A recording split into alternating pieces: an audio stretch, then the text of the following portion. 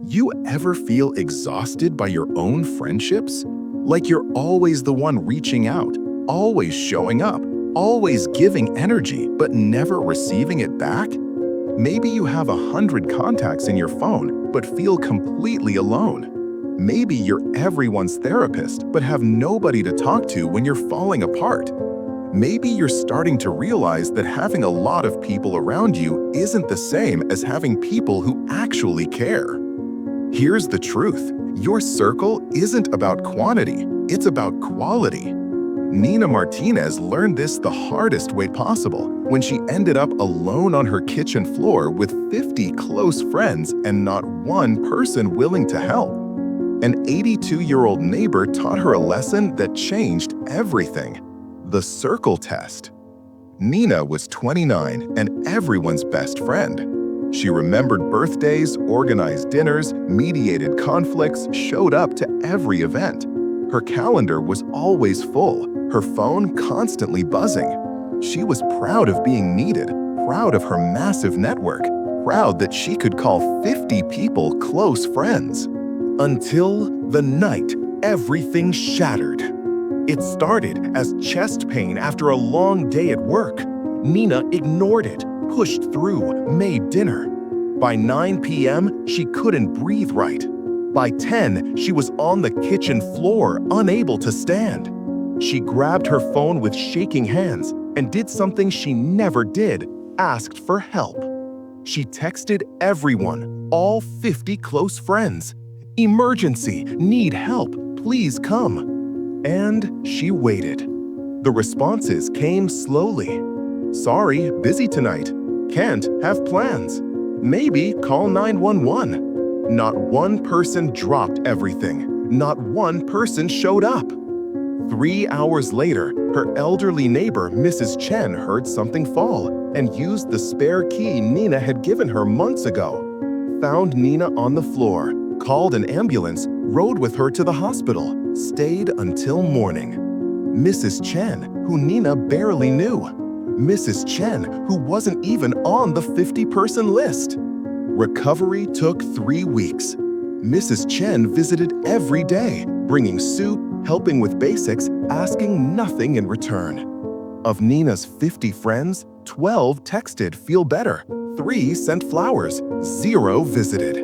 Nina lay in her apartment, watching her phone not ring and feeling something crack open inside. One afternoon, Mrs. Chen sat down with tea and said gently, "Can I tell you something you won't want to hear?" Nina nodded, exhausted. "You don't have 50 friends, dear. You have 50 people you perform for. There's a difference." Mrs. Chen pulled out a piece of paper, drew a small circle. "This is your real circle, the people who show up when showing up is hard, who give as much as they take, who love you, not what you do for them." She drew tiny dots inside the circle. Most people's real circle is 3 to 5 people, maybe 10 if you're lucky. That's it, not 50, not 100. The number of people who actually know your heart and would protect it usually fits on one hand. Nina felt tears coming. "But I've spent years building these friendships." "You've spent years watering dead plants," Mrs. Chen said kindly, "pouring energy into people who take but never give back. You confused being needed with being valued. Those aren't the same thing." She tapped the paper. "I'm going to teach you the circle test. It's simple but brutal. Ready?" Nina nodded. If you needed help at 2 in the morning, who would actually show up? Not who would text sympathy, not who would promise to help soon. Who would drop everything and come? Mrs. Chen handed her the pen. "Write their names." Nina stared at the blank circle, went through her mental list of 50 people, really thought about it, really imagining calling each one at 2 a.m. with a crisis. The answer devastated her. She wrote 3 names, maybe 4, out of 50. That's your real circle, Mrs. Chen said. Everyone else is your audience, and you've been performing for them, exhausting yourself trying to please people who will never show up when it matters.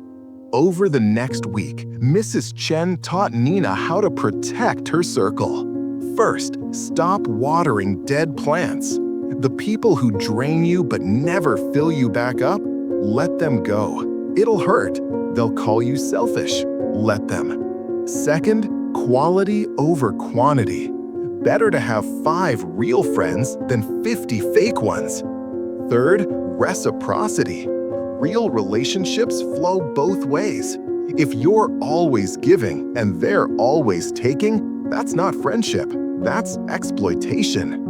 Nina started applying the test, stopped reaching out to people who never reached back, stopped showing up for people who never showed up for her.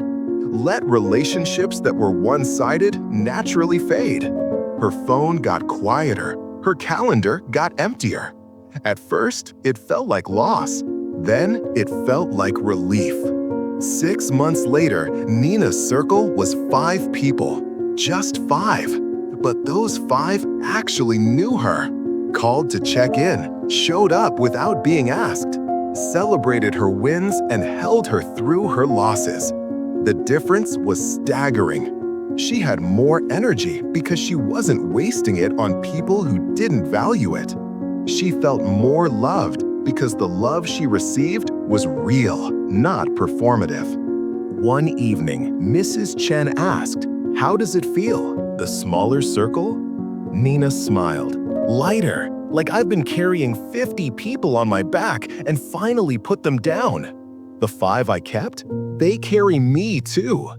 That's the difference. Mrs. Chen nodded. Most people spend their whole lives collecting people like trophies. Look how many friends I have.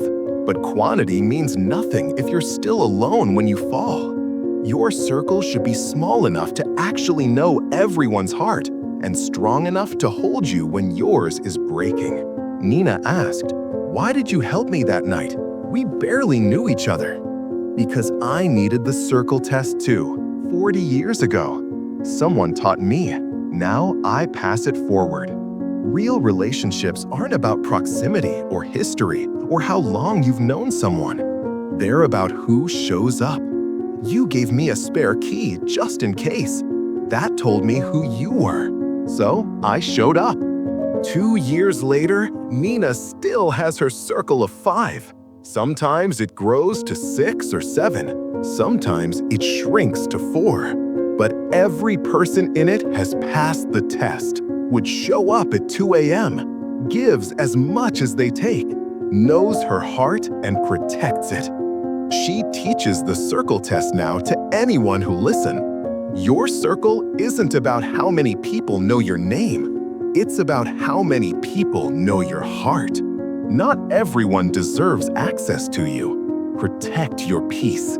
Choose quality over quantity. And if your circle gets smaller but stronger, that's not loss, that's growth. The circle test never lies. If you needed help at 2 a.m., who would show up? That's your real circle. Everyone else is just your audience, and you don't owe your energy to people who'll never give theirs back.